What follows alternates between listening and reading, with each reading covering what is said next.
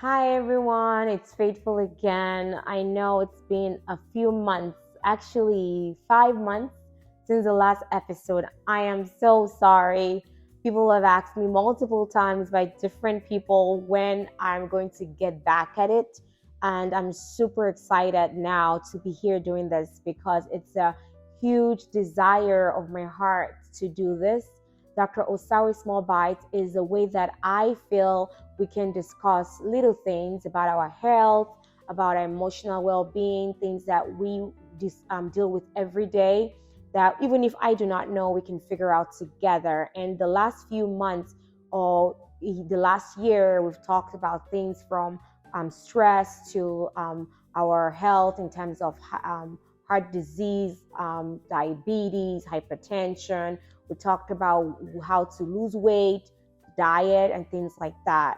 So today I want to talk about something that I feel like is very important and affects millions of people all over the world. I am going to be talking about heart failure.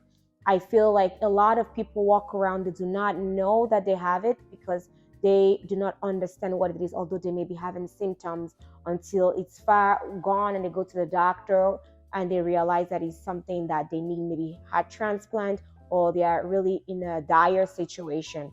So if we can talk about it, we can educate one another. And so even if you know what it is, you can share with your mother, your father, grandparents, or people who do not know so that they can learn from it and hopefully look out to see if they do have it or not. So what is heart failure? It is described as a chronic progressive disorder. In other words, the heart muscle is unable to pump blood to meet the body's needs, or the heart is unable to relax well to allow adequate filling of the heart to meet the body's needs. In a normal heart, the upper chamber is the atrium and the lower chamber is the ventricle. They squeeze and relax in turn, squeezing to eject blood and relaxing to adequately fill the chamber of the heart. I made a schematic, so give me a second to get my board so that I can show you. I think it'll be better that way. Hang on a second. I know this is something new I'm doing today, so it may be a mess, but bear with me. I'm just trying to take out the glare and make sure I can show the whole thing. I'm not sure where this glare is coming from, maybe the light, but let's see. Okay, maybe it's better like this. Okay. So, as I was saying, this is the right atrium, the right ventricle, the lower chamber. So the right ventricle, the left ventricle, the right atrium, the left atrium. Now, in a normal heart, the blood flows into the heart and the lungs through four major steps. One, the oxygen poor blood that comes from the superior vena cava, the inferior vena cava. These are veins, large veins that take oxygen poor blood from the top chamber and the lower chamber. From our lower and upper to the right atrium, and they circulate through the body and is received into the right atrium and pumps it into the right ventricle. Secondly, the right ventricle now pumps this blood through the pulmonary artery, which is an artery that receives still the oxygen poor blood. That's why I use the blue marker to show you that all this blood is not oxygenated. They are deoxygenated blood. So it goes all the way to the pulmonary, from the pulmonary artery to the lungs. And thirdly, they get oxygenated in the lungs. And if you see the schematic here, it's telling you the exchange of air from the vessel. This is the blood vessel, right blood cells in here, and you have oxygen from the lungs here. I'm bringing it down here. Okay, the oxygen comes in, and carbon dioxide goes out, and that's how it gets circulated. And after this is done, is now more oxygenated. This blood goes through the pulmonary vein to the left atrium, and from the left atrium to the left ventricle through valves. So you have a valve here. If you see this black thing I have here, this black thing here is, let me say, the tricuspid valve that allows blood to go from the right atrium to the right ventricle. So as well, the same thing happens when blood that's oxygenated goes from the left atrium through the mitral valve, which is what I just used that mark to explain or to show you there. And this oxygenated blood goes from the left atrium to left ventricle, and then this blood goes up to the aorta, which is the large vessel. So finally, the left ventricle pumps this blood out, and we get oxygenated blood into the body. Now, there is a Frank-Starling law of the heart, which is a basic physiologic principle that describes how the heart is able to move blood through the body in a regulated way simply by pumping out as much blood as it receives. Specifically, the law states that increased filling of the ventricle results in greater contraction force and thus a rise in the amount of blood that pumps out, which we call cardiac output. Now, in heart failure, this mechanism fails, okay? And the ventricle, which we see here, is unable to pump as much blood because the heart muscle is either weak, less efficient, or the heart cannot relax well to allow this to happen. Now, depending on the cause of heart failure, it can manifest in different ways. We have what we call a diastolic heart failure, and we have systolic heart failure. With systolic heart failure, the muscle becomes weak and cannot pump as much blood out through the ventricle. So what happens is there's poor ventricular squeeze, and it leads to decrease in the amount of blood that pumps out of the heart. Now, this can be from different reasons. Usually, ejection fraction, that's the amount of blood, when we get blood pumped into any of the vessels, so into any of the chambers. So the amount of blood that comes in through this chamber, down to this chamber is the same. So when we have this amount of blood that when the heart relaxes, blood fills in here, it goes to the right ventricle, goes, get oxygenated, comes back in the left atrium, and then to the left ventricle. The blood that flows in, that comes in, is usually the same in each chambers of the heart. Now, there's an amount of that blood that comes in that goes out, and that's what we call ejection fraction. So say you have 100% of blood in this left ventricle, about 50 to 70% of this blood should be ejected out of this ventricle to the aorta. If we have heart failure, this may not be as it should be 50 to 75%, correct? It may be less than 40%, which we call systolic heart failure, because there is difficulty or issues with contraction, the heart contracting to eject this blood out. We have what we call diastolic heart failure.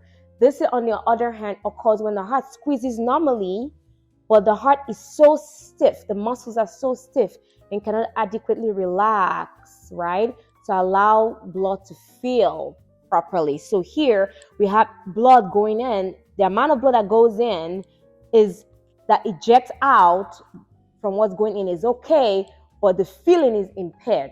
So what happens is if you have blood that fills, it's not enough blood that fills in each chamber, but the amount of blood that comes out is actually more than 50 to 70% of what is in there. But remember, from the get-go, the amount of blood in there is much lower, right? So we call that diastolic heart failure.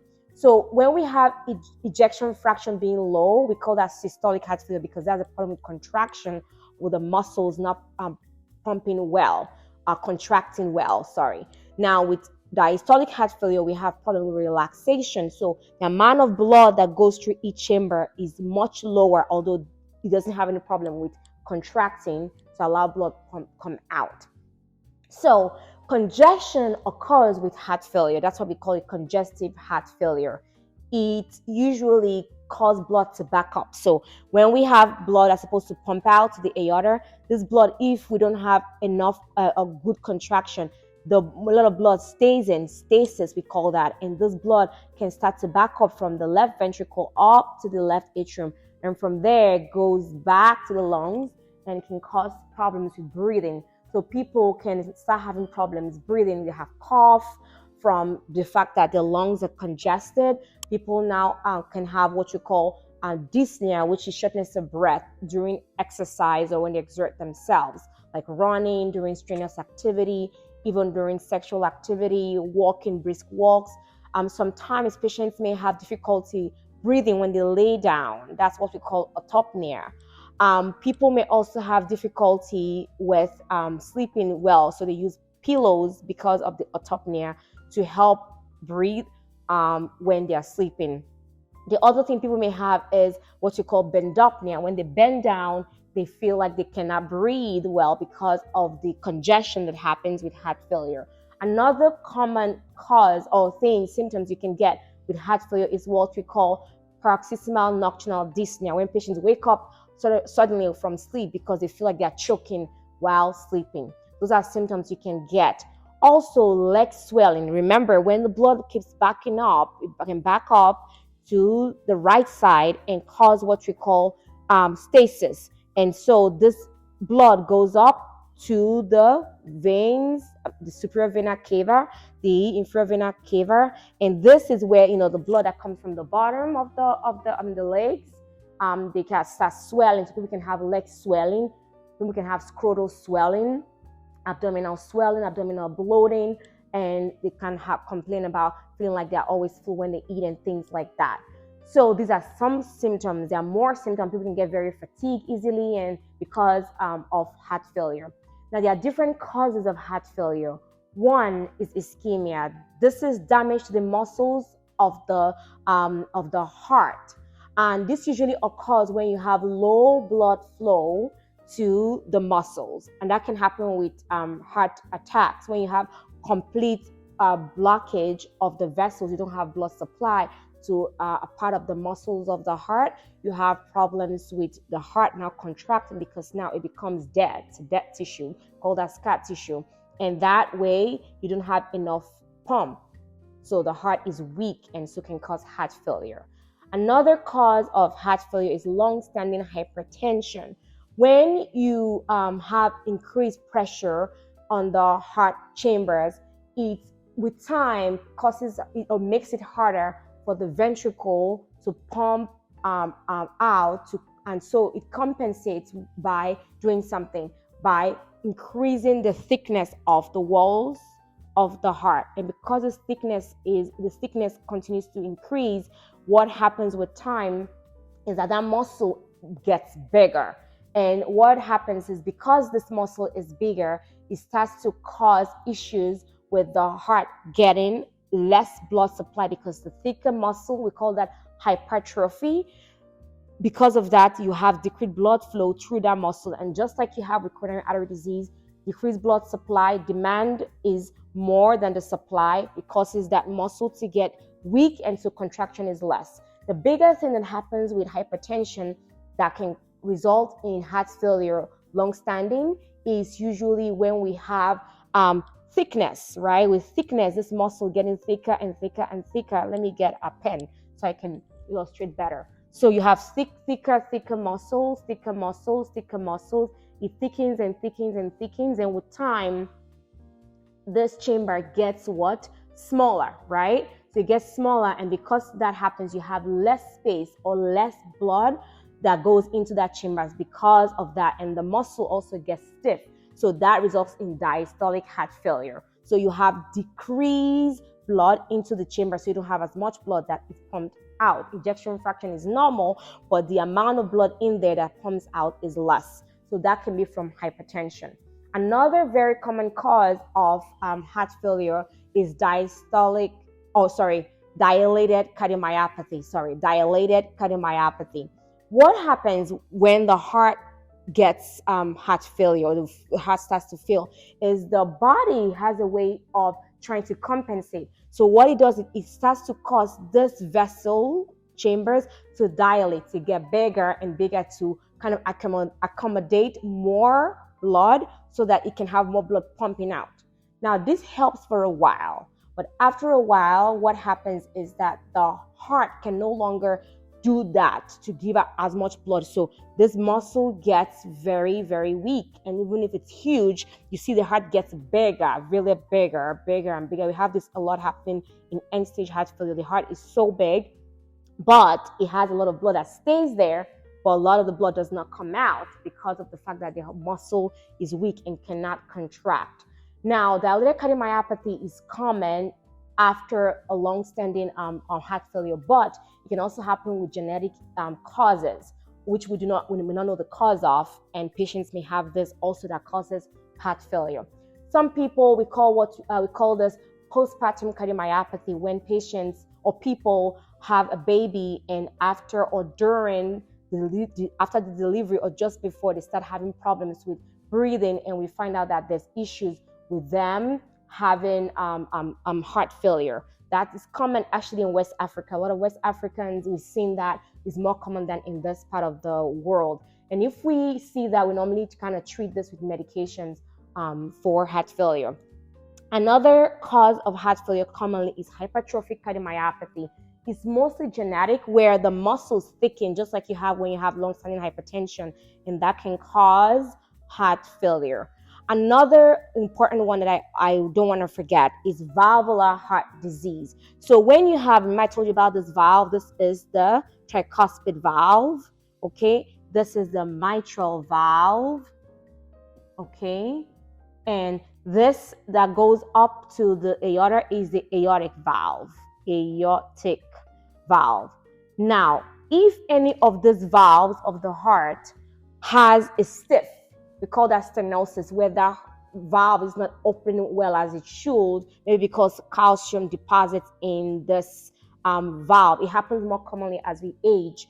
That prevents as much blood that is in one chamber going to the next chamber. So say you have blood in the left atrium, because this valve doesn't open well, it's stenosed, it's thick, you do not have blood going in and to as much blood as you should have going into the left ventricle, or same thing in the right side of the heart.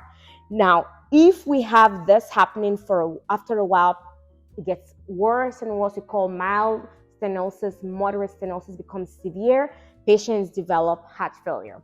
Another thing is what we call regurgitation. When you have this valve, any of the valves, either the tricuspid valve, the mitral valve, the aortic valve, or the pulmonic valve, which is this one here that goes to the pulmonary vessel. If any of these valves are leaky, when they are leaky, what happens is they open when they shouldn't. They are so lax. They open when they're not supposed to. And what happens is blood that's supposed to go forward goes back.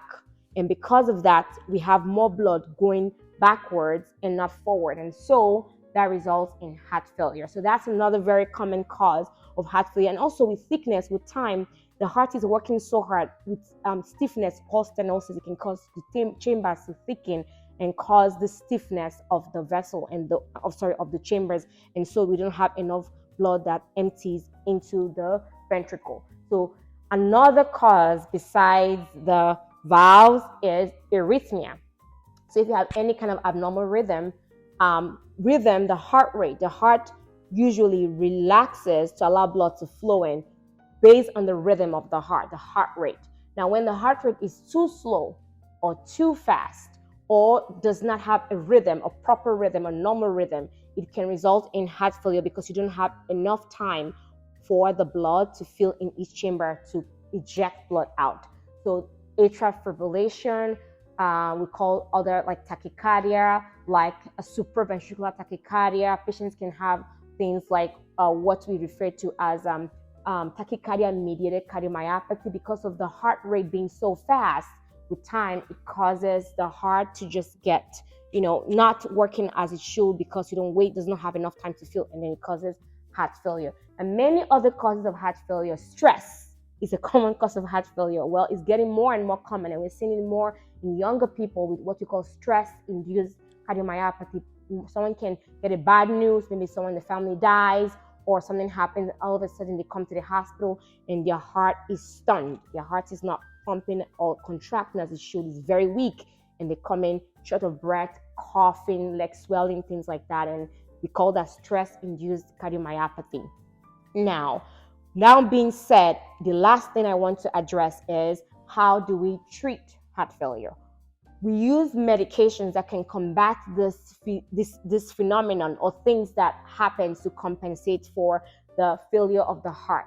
So when we notice, like I told you before, when the heart starts to fail, the heart compensates by trying to dilate, right? Those things to kind of dilate, to open or to make the chamber bigger, to allow much blood. With time, this becomes even more problem for the heart. So we give medications to prevent that from happening, because it's a revolving cycle. So we give medications to halt that process. Medications like an ACE inhibitor, like And we call this beta blockers like metoprolol, carvedilol. That's a beta blocker. We give things like I said, an angiotensin converting enzyme inhibitor, we call that enalapril, lisinopril. We have a big one now called Entresto we use, which is a combination of the ACE and ARB, which is angiotensin receptor blocker, and another thing together to help to combat that process. The other medications we give, I will leave that up to your doctor to take care of. I don't want to confuse you or make your heart, your head spin, but these medications can help to combat this problem. Another one that we use a lot for congestion, especially when patients have swelling in their legs, swelling in their lungs. Congestion in their lungs, is diuretic like furosemide. The other name is Lasix. This medication is given to kind of help to get fluid out of the legs and the lungs to help people breathe better and their legs to stop swelling, decrease swelling. It's very common. We give this in heart failure acutely when the patient comes in acute heart failure. Now, many other things we need to do to combat or to prevent this is making sure you take a very good grip on your high blood pressure. So making sure you check your blood pressure and make sure that it's at goal.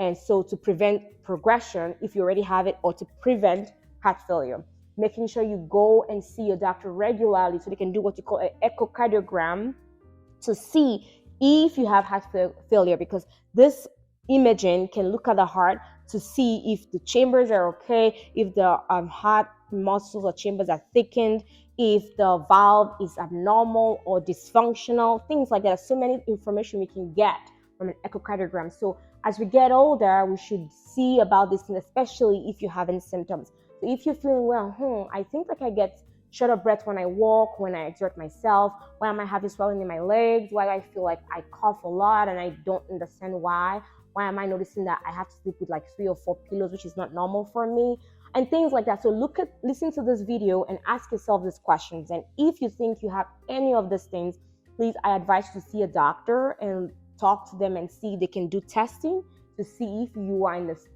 maybe early stages of heart failure. We have different stages of heart failure.